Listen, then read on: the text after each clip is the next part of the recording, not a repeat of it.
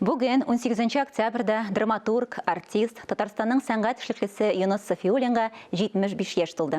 Ул узган гасырның 90-нчы елларыннан башлап Татарстан телевидениесе һәм радиосы аша театр яңалыклары, күренекле артистлар, режиссерлар турында даими тапшырулар алып баруы, көндәлек матбугатта басылган күп санлы эчтәлекле мәкаләләре, иҗат портретлары белән дә тамашачылар һәм укучылар даирәсенә яхшы таныш. Юнус Габдуллаулы Сафиуллин 1947 елның 18 октябрендә Татарстанның Яшелүзән районы Бакырчы авылында туа. Ак егет 8 еллык урта мәктәбен тәмамлагач, 1962 елда Казан театр училищесына укырга керә.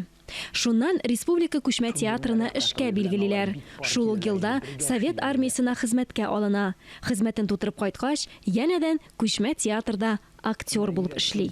1976 елда Луначарский исемендәге Мәскәү дәүләт театр сәнгате институты каршында режиссерлар хәзерләүче 2 еллык югары курсларны тәмамлый һәм 1981 елга хәтле Казан драма һәм комедия театрында актерлык эшен дәвам иттерә.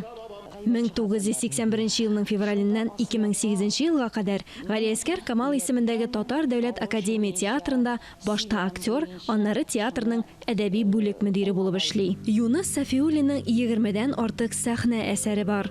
Автор үз әсәрләрендә бүгенге һәм киләчәк буыннар турында уйлану, мәхәббәт һәм гаилә мөнәсәбәтләренә җитди караш, халыкны тирәнтен кызыксындыра һәм борчый торган актуаль мәсьәләләрне күтәрә һәм шуларны үзенчәлекле сәнгать чаралары, әдәби образлар ярдәмендә үтемле итеп әйтеп бирергә омтыла.